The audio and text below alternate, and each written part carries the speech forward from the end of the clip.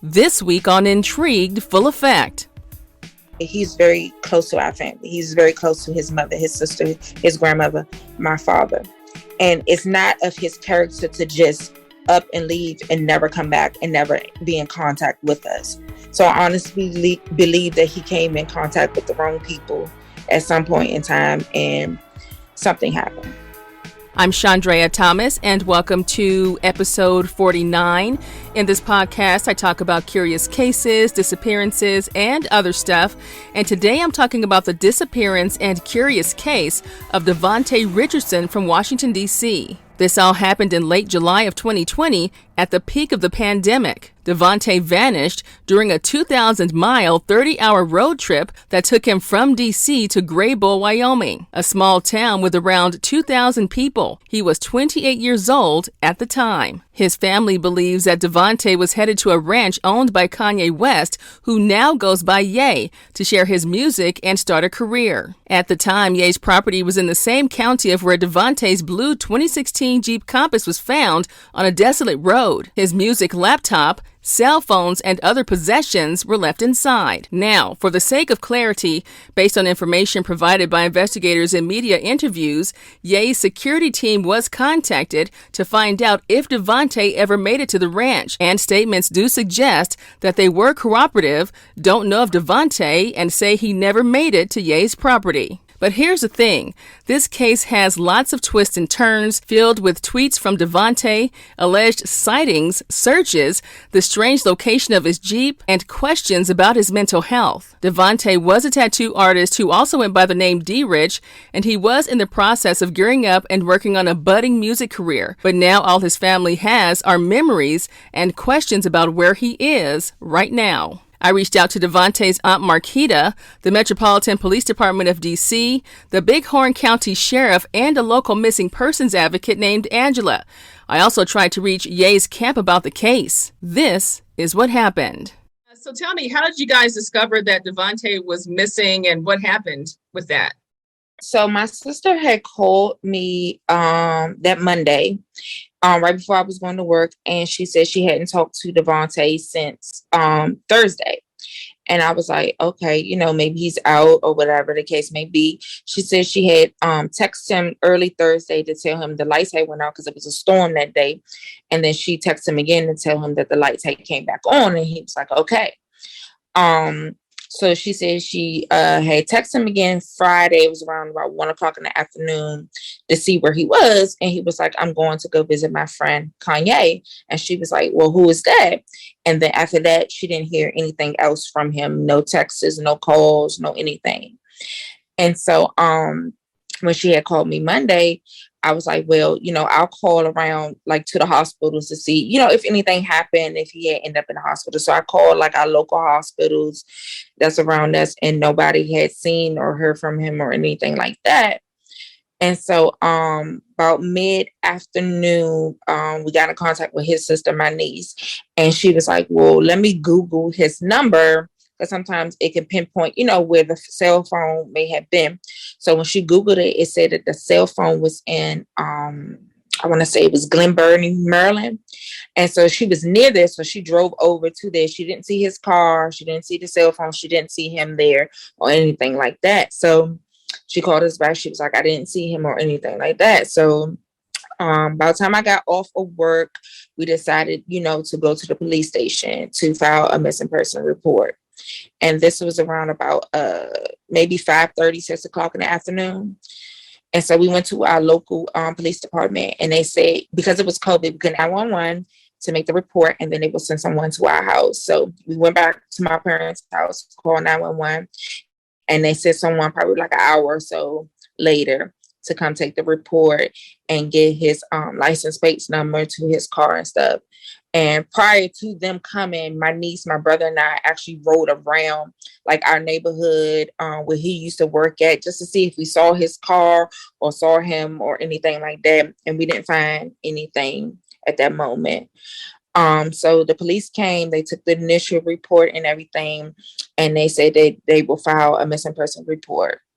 And so the very next day when I woke up, it was on Facebook and on, like social media and stuff like that. And we ended up sharing with like our family and friends and stuff like that. So that initially it started the investigation then. Let me ask you about this because I know there's so much misinformation out there about Davante's case. So we know we need to clear some things up with that. But the one thing that I think I want to make sure that we clarify, I want to make sure that we clarify the timeline, okay? Because I think that's important as well, as far as what he was doing on certain days and things like that. He had been tweeting a lot during this journey from DC to Wyoming. So we know that was a trek that he was taking, right? So, okay, so I know he tweeted to Ye, say Kanye, but Ye on the 22nd. Okay, he was last seen on the 23rd. So that would have been, that the that night or that morning? It would have been it was that Thursday afternoon because my daughters saw him leaving out the house. He had a bag with him and he got in the car, and my dad had saw him get in the car, and he just said, "I'll be back," to my kids, and that was it. Like nothing else. He didn't say where he was going or anything like that. About what he was doing. Okay, so that was the 23rd, that afternoon.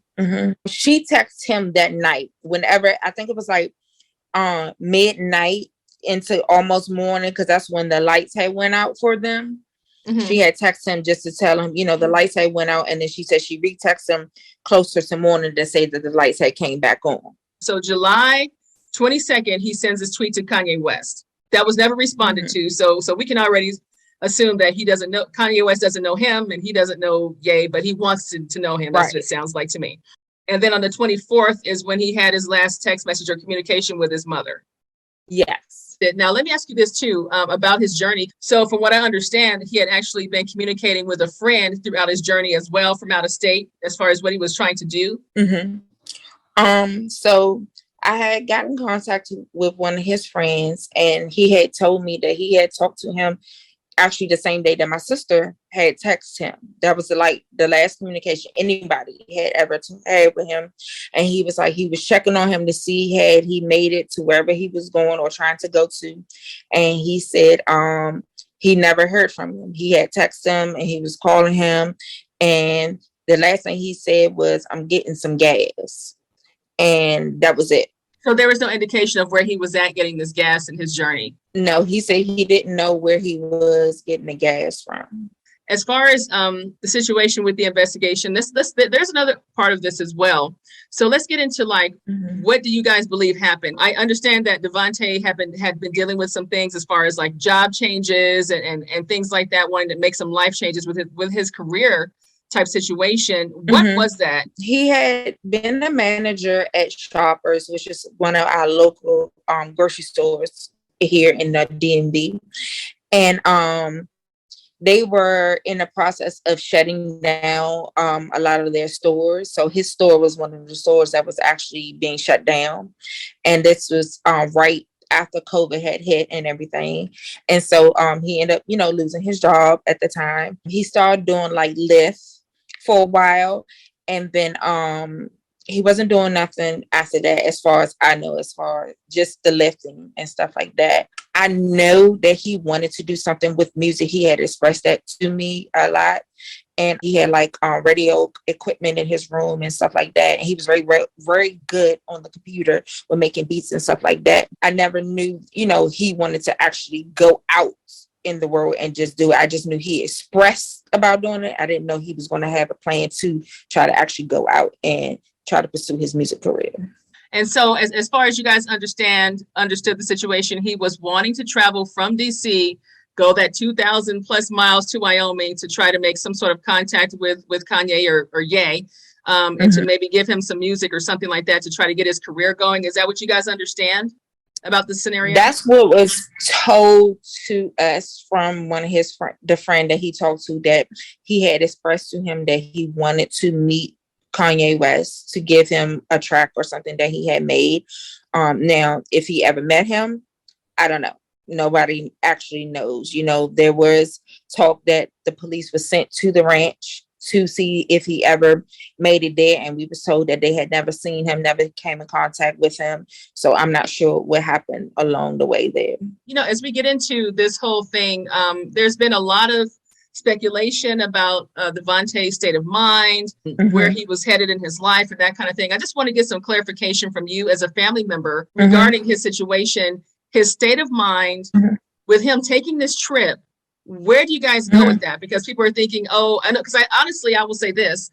When I was going through his tweets and kind of studying what he was doing as he was on the road, he was tweeting a lot of stuff, thinking about a lot of things. You could tell that from the tweets. And I noticed that he did retweet something that was regarding mental health. So I do wonder, where do you guys sit with that bit of information? So there was a lot of things that I saw on the internet where people were saying like he may be bipolar, he was taking pills, he was doing all kinds of things. As far as I know, coming from being his aunt and seeing him on a daily basis, I didn't see anything wrong with him. Davante has always been like a quiet person. So he's never been like, a big social media person, a big, party person type of stuff like that. He's always been quiet and to himself. So if you didn't know him, you might have thought that way, that, something might have been wrong with him. But us as his family knowing him, that he was just a quiet, stay to himself type of person. So if he used like Twitter as a platform to express himself, then that was just what he was doing, expressing himself in that way. And like I said, as far as like any mental health issues, I didn't know of any from him. Now, I understand also that you had mentioned to me when we were talking before, you were having a conversation about this was the height of COVID. We didn't know what was happening with COVID at that time. Everyone was freaked out about it.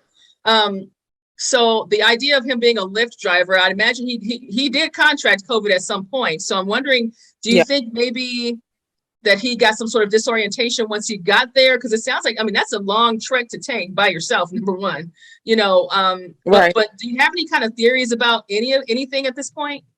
My personal thought is, I do believe he possibly tried to go up there to meet, Kanye West, because he did express, that was one of his favorite artists and stuff. He might have got lost on the way there. And I honestly think that something did happen to him, because Davante, like I said, he's very close to our family. He's very close to his mother, his sister, his grandmother, my father. And it's not of his character to just up and leave and never come back and never be in contact with us. So I honestly believe that he came in contact with the wrong people at some point in time and something happened. I spoke to Angela Lassiter, who lives in Greybull, Wyoming. She says she's been an advocate for the missing for years. This is a perspective she offered about the searches, including her own theories about the case and what the streets of Greybull are saying about the situation. Take a listen. My first question for you is, how did you come to be interested or involved in Davante's case? What happened there? I heard a story on the Wake Up Wyoming radio program in the statewide news of a vehicle being found, a DC resident's vehicle being found on a remote rural Wyoming haul road. And I have been involved in missing persons cases for several years. I have a business partner that has canines and drones, and I thought, it's right here in my backyard. Let's see what we can do to offer help. Knowing that a non-local, somebody from outside of our state went missing in our state bothered me. Mm-hmm. That's not a good look for our state. Mm-hmm. And that's the thing. So I know we were talking about earlier about the population there. You said there are basically 1,700 people in your little town, and four of them are Black. 4 Black men live in your city, or is it a town or a city? Town? It's a town. It's a town. Yeah. So let's say Davante shows up there, he's going to stick out pretty much. There's no getting past any of that.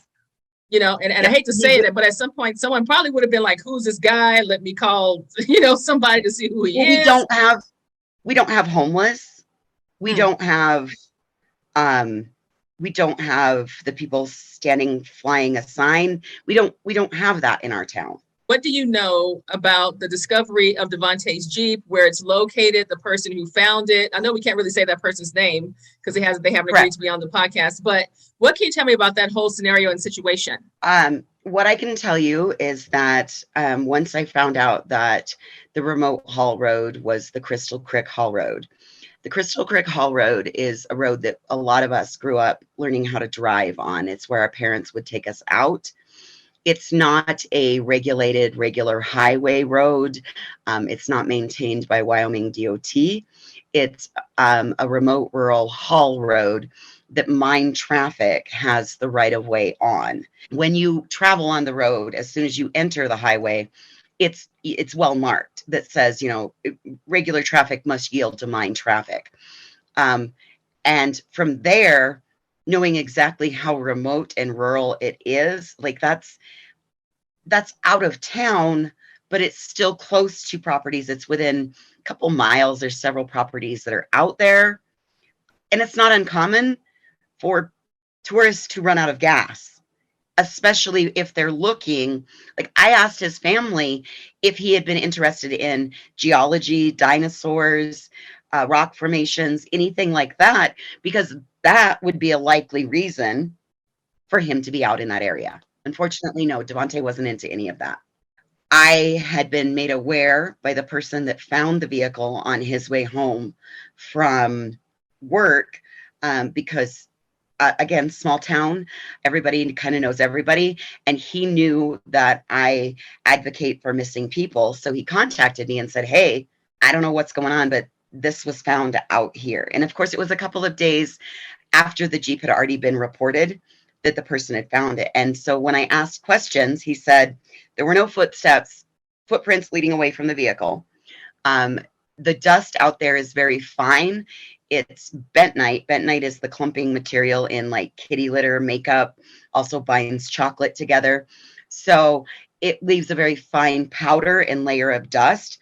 So you would see footprints walking away if like somebody had walked off. No, there weren't any footprints.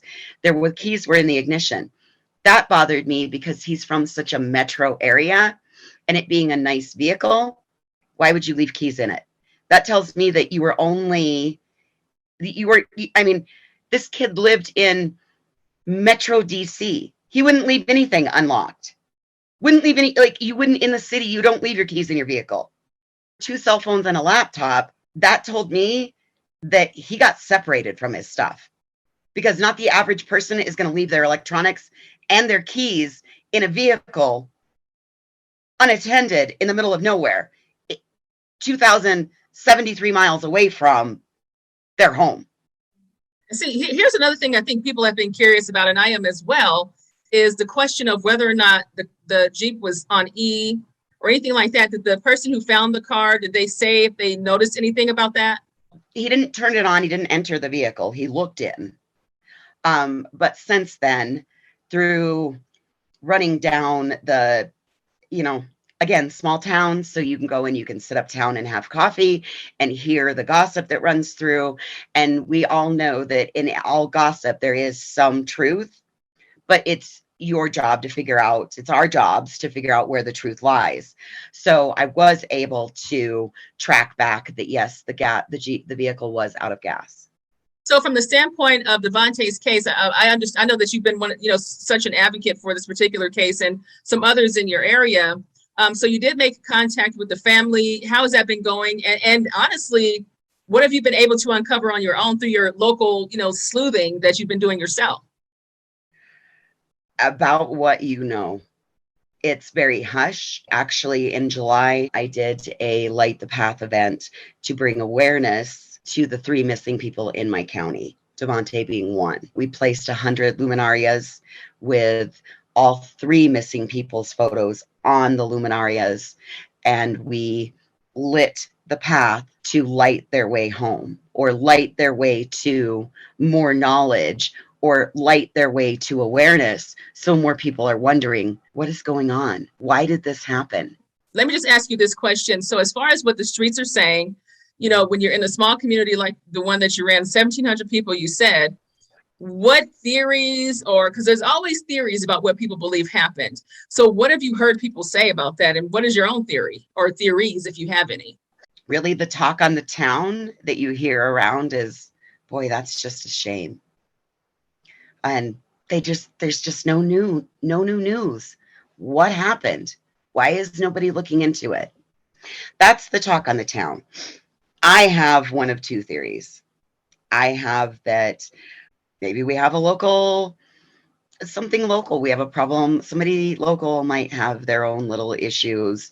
But if that were the case, we would be hearing of more people going missing. We would hear of more people disappearing, things like that. So, I mean, that's something that you have to put on the board because critical thinking demands that.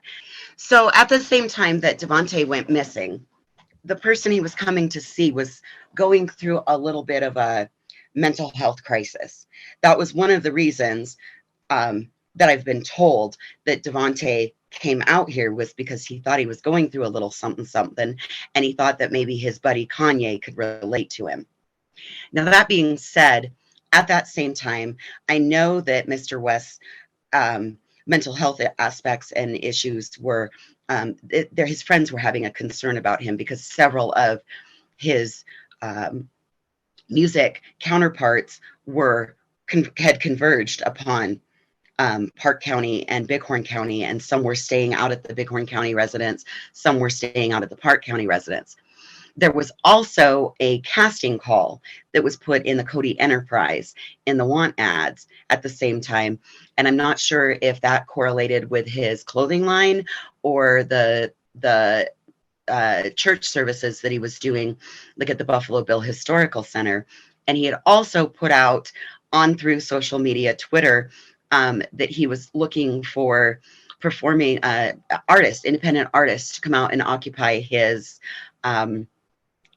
solo pods that he had put out on his property.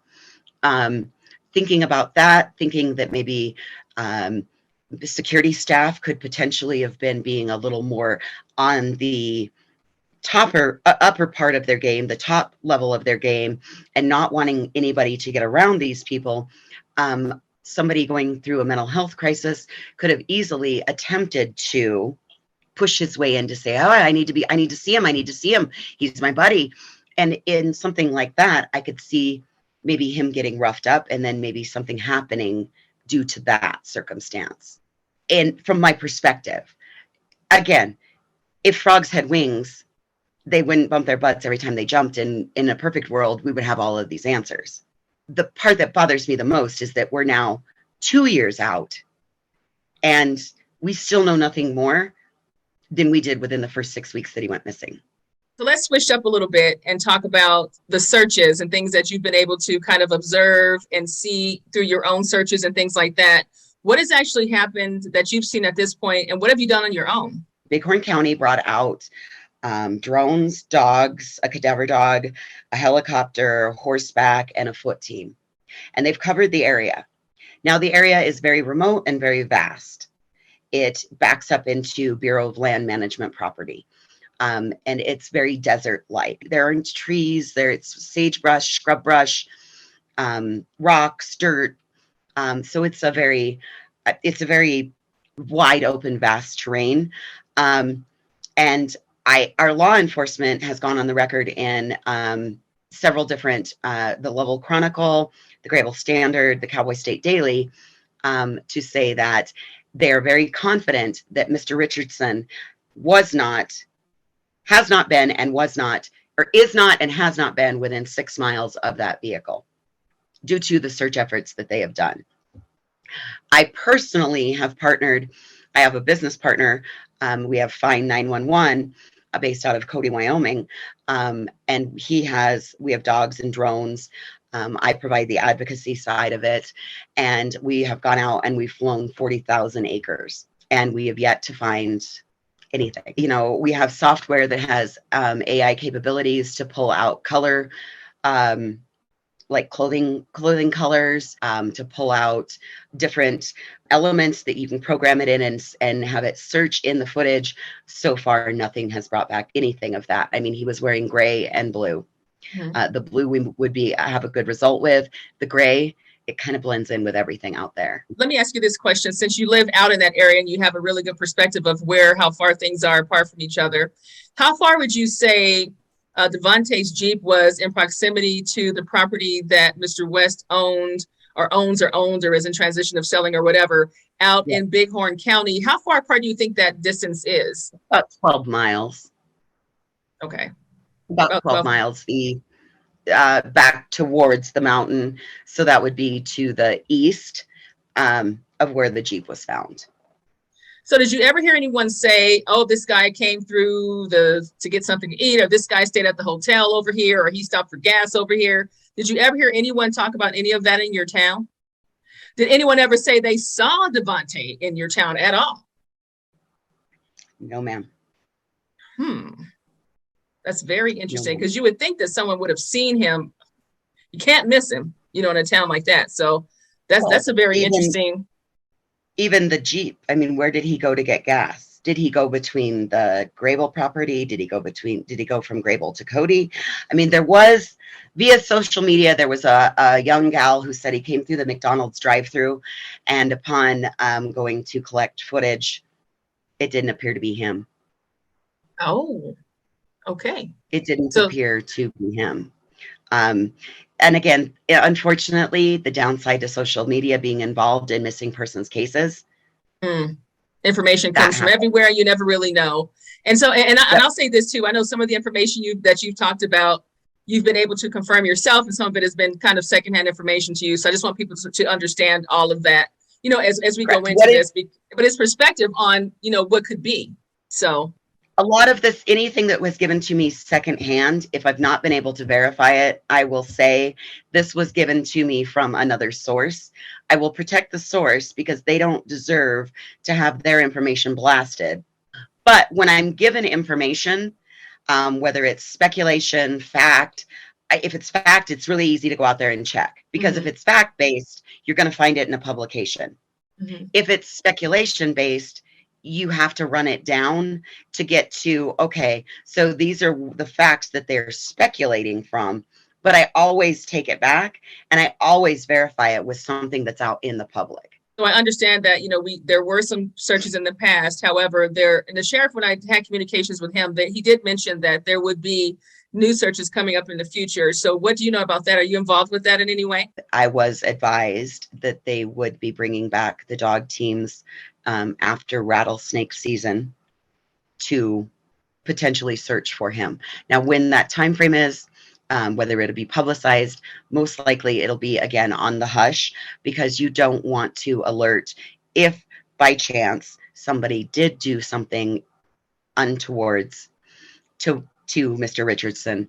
You would not want that information getting out, so that then something might be relocated. But we have with the acreage that we've flown, we have a very good thumbprint for any evidence documentation. That's part of what Find does.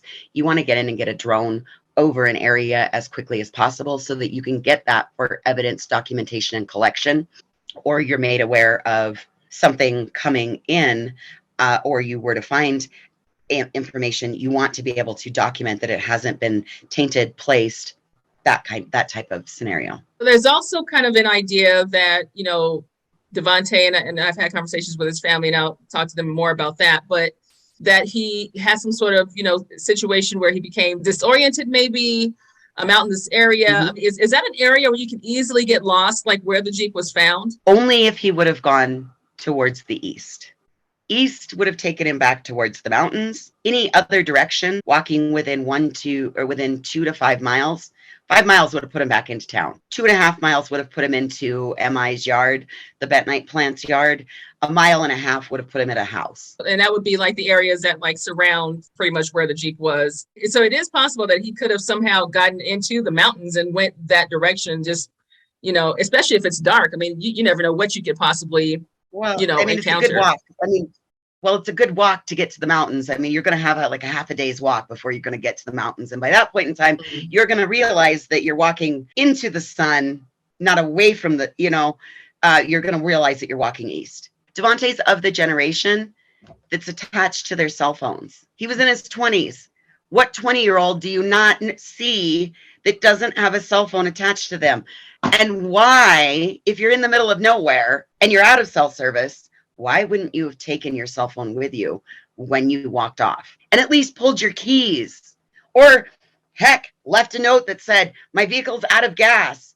I need help. Out walking for help. Why wouldn't you have done that? Being somebody from a metro urban area, are you really going to trust people in the middle of a state you don't know with leaving your possessions? What is the main message that you want to convey about this case? Right is right, wrong is wrong, and Davante hasn't had right done for him, in my opinion.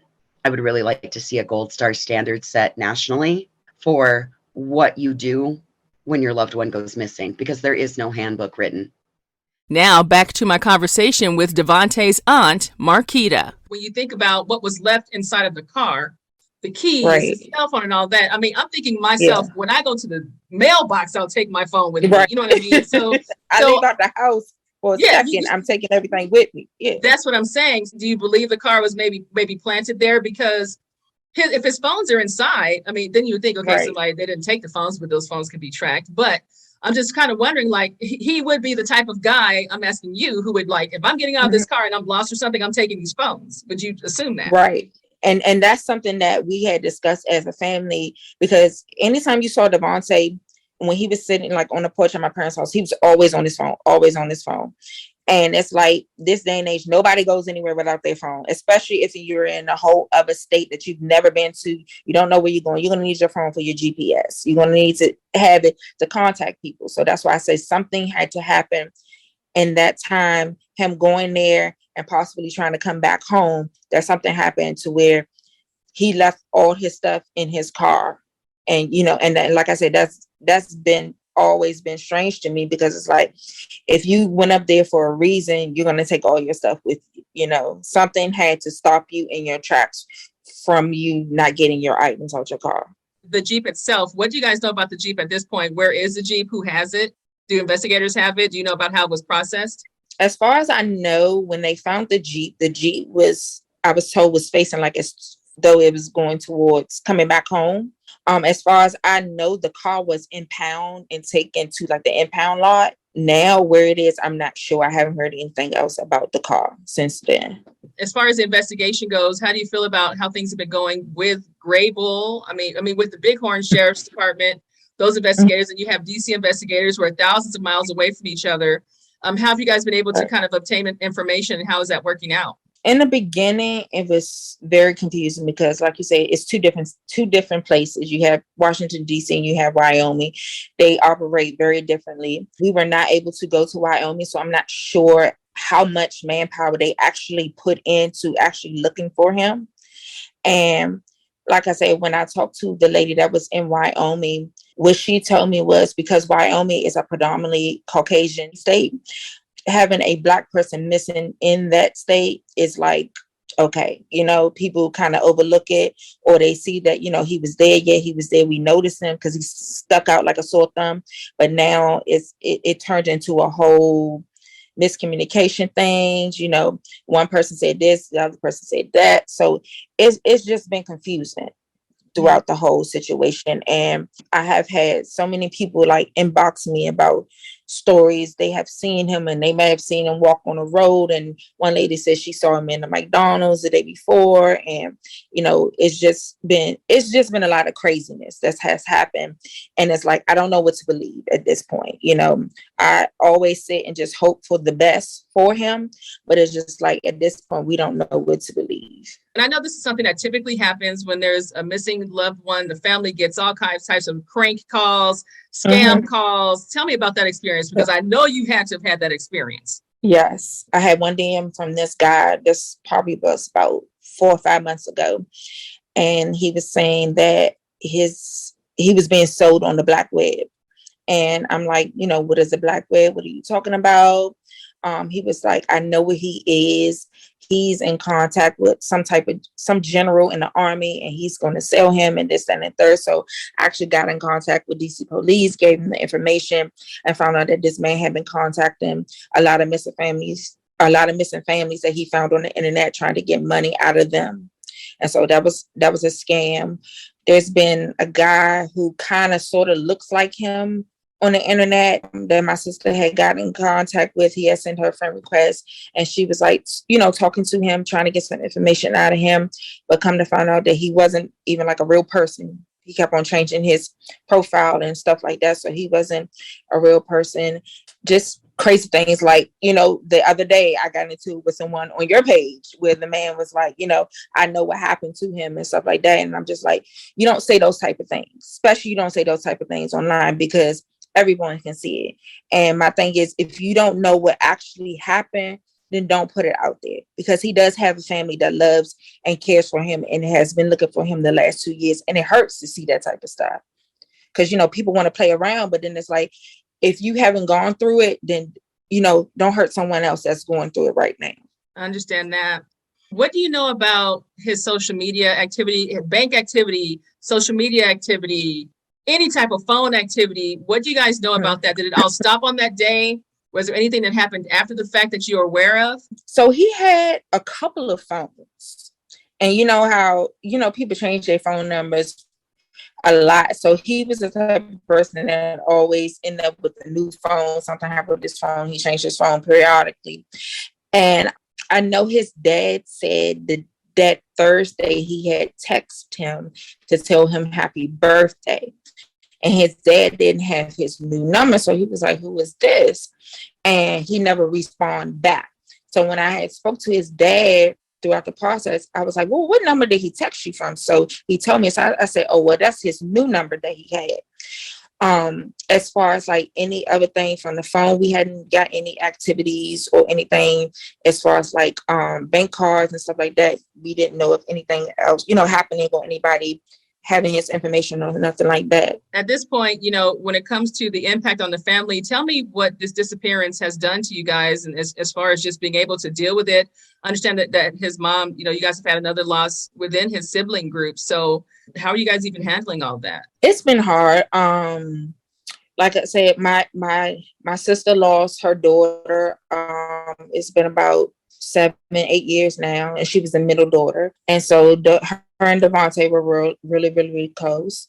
Also, my dad actually just passed in February, and him and Davante were very close. Davante used to cut his hair, drive him around and all that stuff. So he doesn't even know, that my dad is deceased now. And so it's been hard on our family just to not have him here and see him around and stuff like that. And he was very close to my two daughters. So my baby daughter, she always asks about him all the time. Is Tady coming home? Where's Tady? Because we call him Tady. And, I just have to tell her, we got to pray on it and hope that he'll come home one day and stuff like that. So it really has affected us in so many ways. What do you know about how the Jeep was processed? Do you know anything about any particular type of evidence that was strange to you or that stood out for you? And was his clothes in the car? So his bag that he took with him was still in the car, his cell phone and his laptop. They said they didn't find any other fingerprints but his own fingerprints in the car. So I found that to be strange too. That's interesting. And at the same time, it would seem to me like he would have had some food to eat on this thousands-mile trip. So they said they found no wrappers, and I was like, that's kind of weird. And Davante was a snacker. Like, he didn't eat too much of a big meal unless it was like Taco Bell or something. But he was a big, snacker, chips, candy type of situation. So, and like I said, they did say that they saw him on that Monday at McDonald's, which was one of the places he liked to eat. So this is what I found out during an interview with the D.C. Metro Police Department about Davante's disappearance. This is what Commander Daniel Godin had to say. They're the lead investigators on the case. As far as the Davante Richardson case, where are you guys with it? When was he reported missing, and where is it at right now? The case is currently still open. It's assigned to one detective within the missing persons unit here at the Youth and Family Services Division.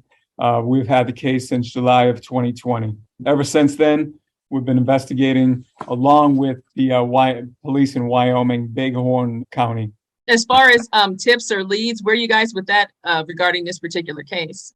Tips, as of late, we have had no tips. What can you guys tell me about what you guys believe he was doing, taking the trip from Wyoming, from DC to Wyoming, because he was allegedly going to see Kanye West, at his ranch. What can you guys speak to regarding that part of the story? We did get that same report that he was allegedly going to see Kanye at the ranch in Wyoming.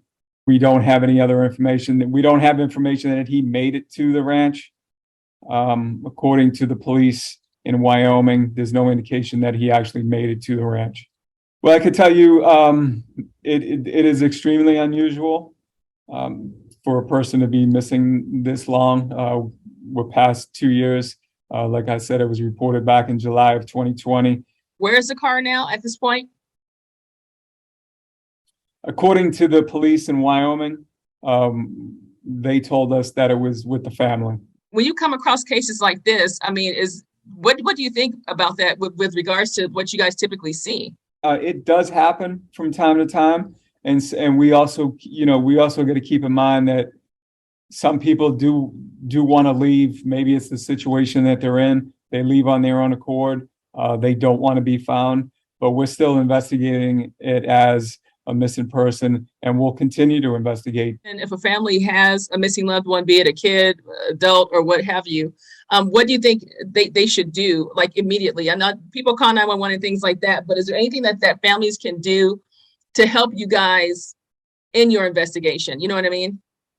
One of the main things nowadays would be to communicate to social media. What platforms do they use? What platforms do they know they use?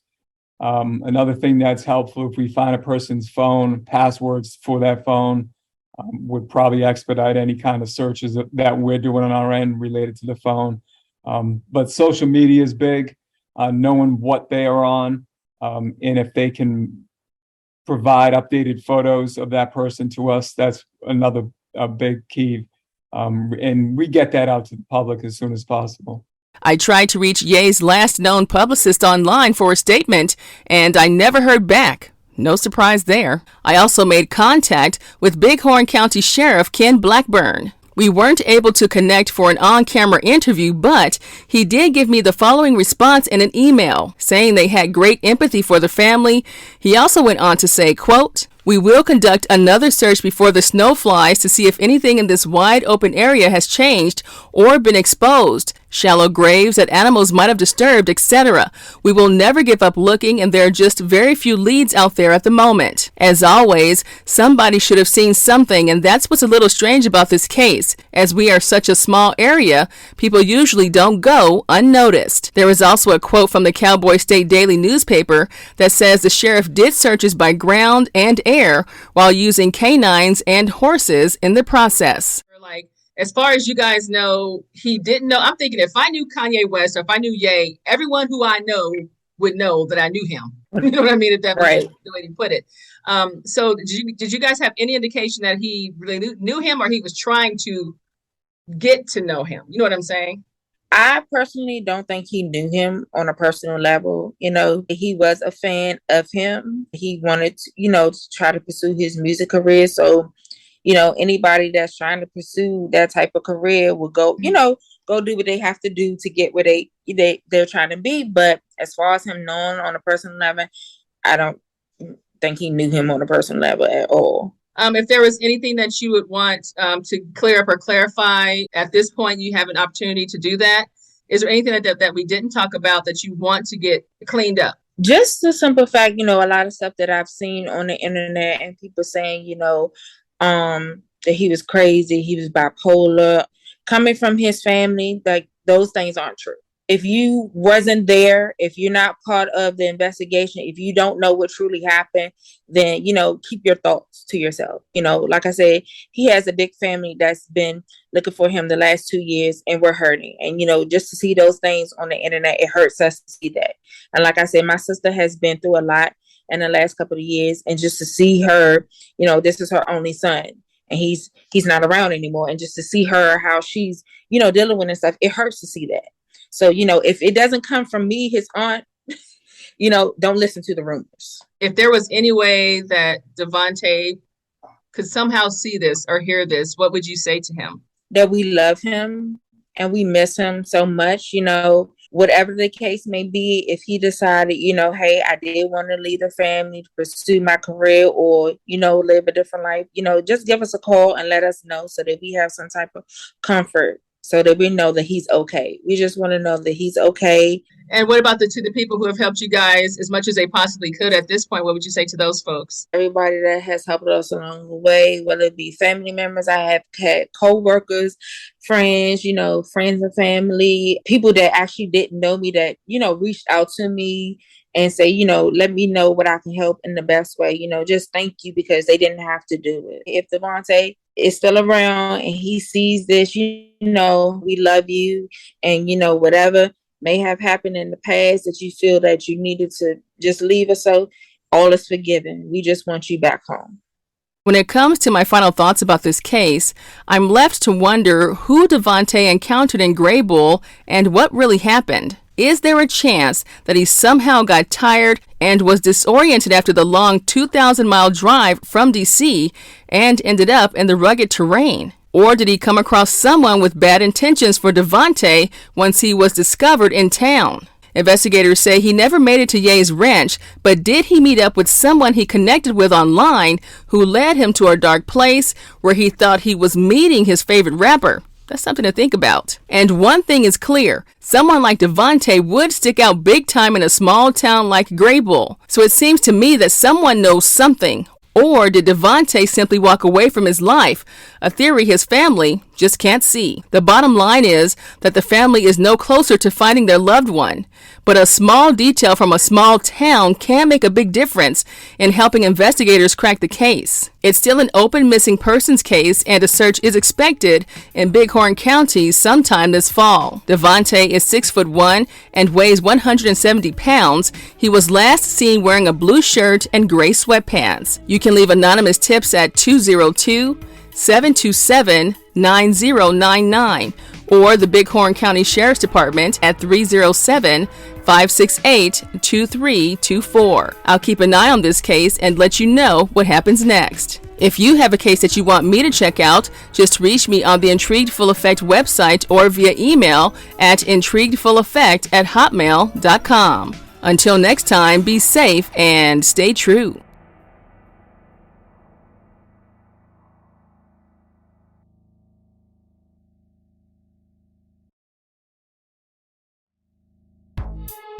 The views, information, or opinions expressed during the Intrigued Full Effect, Curious Cases, Disappearances, and Other Stuff podcast are solely those of the individuals involved and do not necessarily represent those of the host. The primary purpose of this podcast is to educate and inform. The host of this podcast assumes no liability or responsibility for any activities in connection with opinions shared in the podcast. The podcast and blog associated with it shall not be used in any legal capacity or as a basis for expert testimony. Any copyright material in the podcast is approved by the owner or is part of the public domain. Music by Pond 5.